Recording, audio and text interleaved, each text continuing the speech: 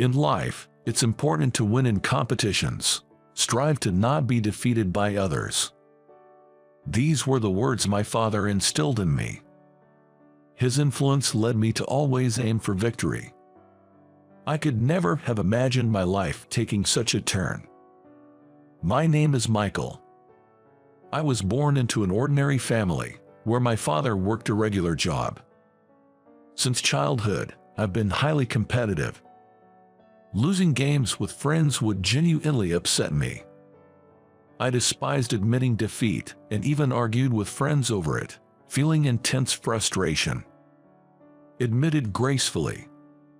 My mother would scold me, but my father was more understanding, saying, "Competitive people grow in life." In life, it's important to win in competitions. Strive to not be defeated by others. He recognized my nature, considering it far better than being weak. Dad himself was quite competitive. He seemed more upset than I was when I scored lower than my friends on tests. "Dad, you're competitive too, aren't you? Is it in our genes?" I once casually asked my mother while in elementary school. I meant it lightly, but her expression turned serious. "I should tell you, your father wasn't always like this when we first got married." Really? I was surprised by this unexpected revelation. He was a high school graduate, which delayed his promotions compared to his university-educated peers. He fell behind in sales performance and was eventually excluded from the promotion track. He suffered a lot, being looked down upon by his promoted peers and younger superiors. That's why he became obsessed with winning. He doesn't want you to go through the same, and that's why he's sensitive about your grades. He really wants you to go to college. This situation was more serious than I had thought, and I felt somber. My father, who seemed like any other office worker, was carrying such a heavy burden. As a child, I wanted to succeed and make him happy. Got it. I'll do my best for Dad too. I made this resolve to my mom. Though I had no specific dream for the future, I was determined to achieve great success. I worked even harder on my studies. Being naturally diligent, I focused on the basics. As a result, my test scores were consistently high. Dad was always pleased with them. "Good job getting results." I remember him ruffling my hair in praise. In middle school, I pushed myself even harder. Many students went to tutoring, but I didn't want to be outdone by them. With hard work, I consistently stayed within the top 5 of my grade. In high school, my efforts paid off, and I was accepted into a prestigious national university. On the day of the university acceptance announcement, seeing Dad's joy when I told him of my success was incredible. "Michael, congratulations. My son is going to that university." That day, my father brought home a cake and celebratory gifts, repeatedly expressing his congratulations. I was not only happy about being accepted into my dream school, but also about fulfilling my father's dream of sending his son to college. After enrolling, I successfully earned my credits and secured a job at a major corporation. I had taken the first step as a professional, leaving my student life behind.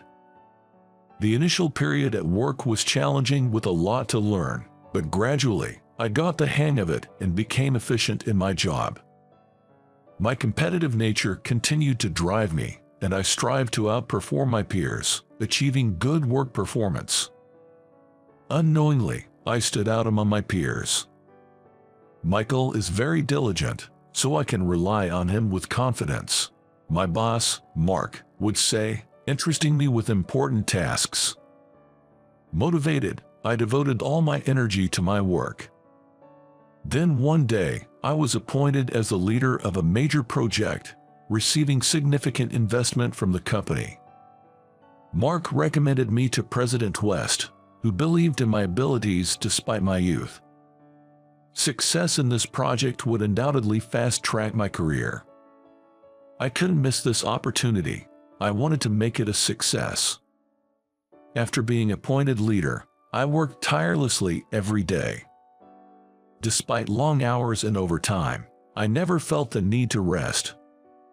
Time flew by, and the project was a success.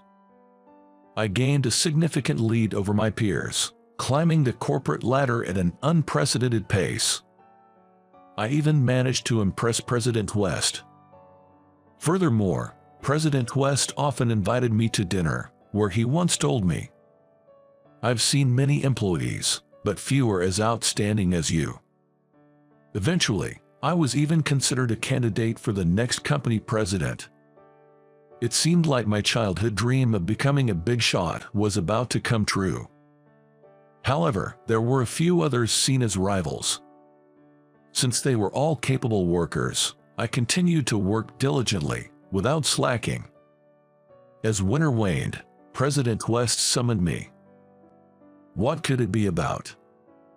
I wondered, entering his office with slight nervousness. President West greeted me with a smile and invited me to sit. It didn't seem like bad news.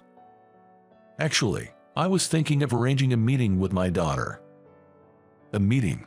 I was taken aback by this unexpected proposal. Yes, I have a daughter named Rachel, around your age. It's about time she started thinking about marriage. President West showed me Rachel's photo. She was strikingly beautiful, with bright eyes.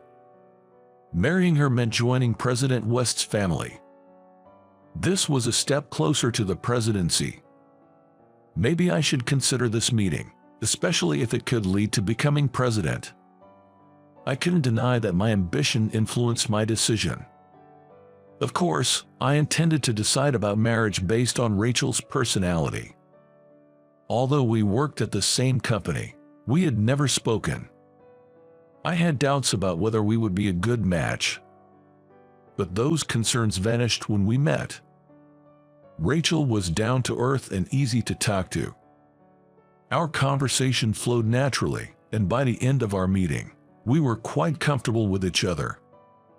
Rachel seemed to have a good impression of me too. Things progressed smoothly from there. And so, we happily married. My newlywed life with Rachel was blissful.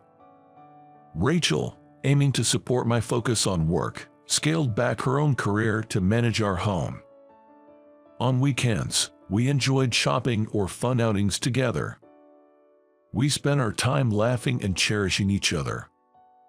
My career was flourishing exceptionally well too. Advancing rapidly through the ranks, I played a key role in pivotal company decisions. The work was challenging yet rewarding. Being viewed as a likely next president, I became the envy of my colleagues. My parents were elated with my swift progress. "It's great that you didn't have to endure what I did. And to think he'll become a president."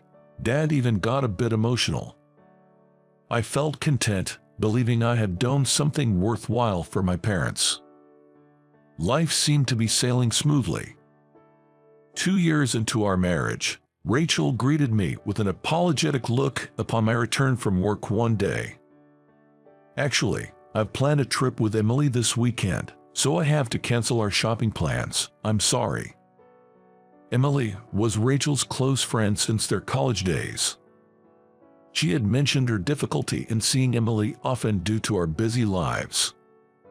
Though saddened by her absence, I supported her need for a break, as she was constantly busy with household tasks. "Understood. Enjoy your time with her." "Really? Thank you." Rachel joyfully began preparing for her trip. The weekend after bidding her farewell, I decided to stroll through a neighboring town. While searching for dinner, I entered a supermarket and was taken aback. "Huh?" I spotted a familiar face. It was Emily. Initially, I doubted myself, but as I approached, it was unmistakably her. "Michael, what a coincidence to see you here." She approached to chat. "Isn't Rachel with you on a trip?" "No, we had no such plans." Emily seemed genuinely unaware. "Where could Rachel be then?" I tried calling and texting her, but received no response. I had no choice but to wait for Rachel's return. "Hi, I'm home." Upon Rachel's arrival, I confronted her. "I saw Emily at the supermarket in the next town. Your story about the trip was false, wasn't it? Where were you really?" Rachel appeared uneasy, then her expression turned cold. It was a coldness she had never shown me before. "I was on a trip with Andy." Andy was a male colleague competing for the presidential position. He was a decade older, known for his efficiency and uncompromising work attitude. President West highly regarded his work ethic. I thought he was serious. Why would he go on a trip with Rachel? "Are you admitting to an affair?" I asked Rachel, incredulous. She remained distant. "I have my side of the story. Let's discuss it tomorrow with my dad and Andy." She was firm, avoiding a proper conversation. The next day, President West and Andy arrived at our house to address the situation. "Rachel, why did you go out with Andy?" In the tense atmosphere, President West posed this question, and Rachel's response was startling. "Actually, Michael has been mistreating me regularly. Even a minor mistake in cooking would prompt him to call me worthless, uttering harsh words like he can't eat such food." "Hey, what are you talking about? I've never done anything like that." I was completely shocked. I had never been so cruel to Rachel. Yet, her fabrications continued. "Michael changed after our marriage. He even struck me." Tears started to stream down her face. Andy, supporting her statement, nodded. "She's correct." I saw Rachel looking upset at work and offered a listening ear. She confided about her husband's verbal and physical abuse. Our trip was to discuss her troubles. "Andy, you too. Are you implying you had an affair?" Andy looked at me with a cold gaze and replied, "She has a diary. It likely has entries about Michael's abuses." "It's all made up. President West, please believe me," I pleaded earnestly, with gestures and expressions. I hoped her past rust would suffice to clarify the truth. But President West looked at me sternly. "Rachel is not a liar. Andy is credible too. I trust their accounts. You're despicable. I want you to divorce immediately, and you're also fired." I can't believe this. Despite my attempts to further persuade them, it was futile, and the meeting concluded. The following day, I was packing up my desk in a somber mood. Whispers filled the air. Michael was abusive to his wife, apparently. Well, I thought he was decent. Disgusting. Their voices were intentionally loud. Their words reached me clearly. It felt like my heart was being ripped apart, and I fought back tears. I lost everything, including the home I shared with Rachel, and moved back to my parents' house. Naturally, they were concerned. After hearing the story, my mother wept in sorrow. There's no way Michael would do such a thing. My father was profoundly troubled. Seeing his son's life deteriorate was a shock. Did I cause this by raising him to be a winner? He pondered. I quickly refuted this. This catastrophe was not my father's fault. It's not your fault, Dad. We've had many happy times. Life isn't over. We'll be all right. Hearing this, my father managed a small smile and said, "Thank you."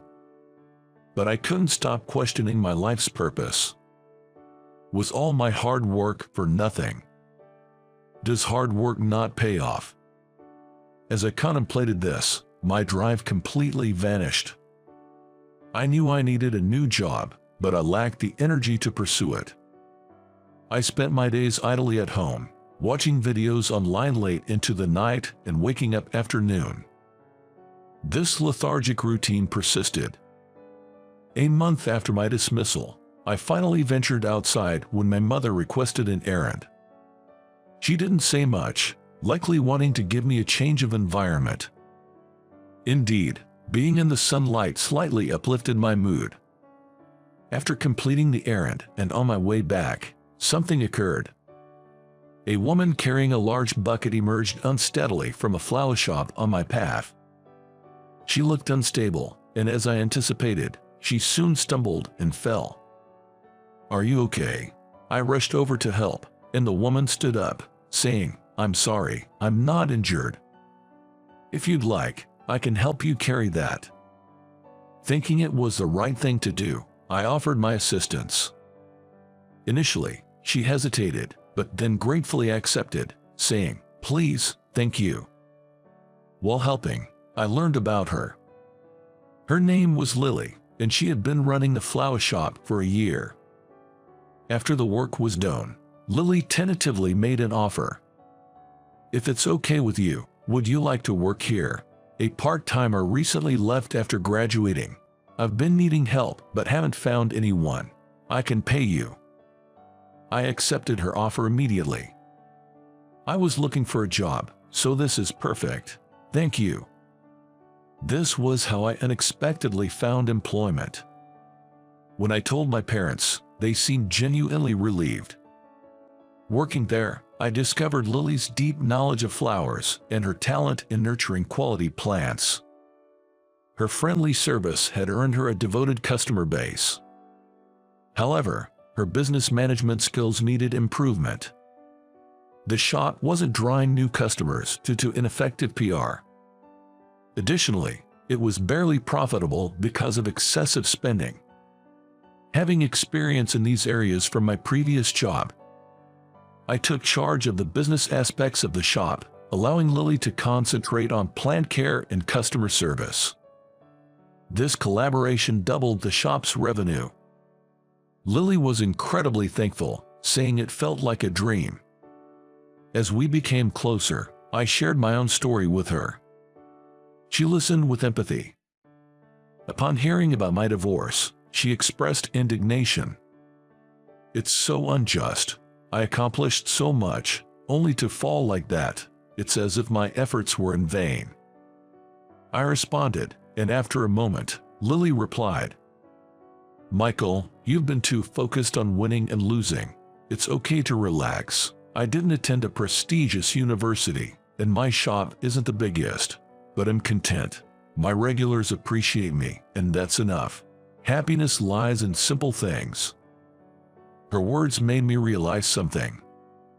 I had always equated losing with unhappiness and insignificance, but I have parents who accepted me despite that. The skills I learned at my previous company are now valuable in the flower shop. Indeed, I was too fixated on not losing. I'll aim to live more relaxedly from now on. This shift in mindset made me feel lighter. I realized I was the source of my own distress. Lily, who offered this insight, was truly wonderful. Gradually, I found myself drawn to her warmth. 6 months later, while working in the shop, the door opened. "Welcome." I was stunned to see who entered. It was President West and Rachel.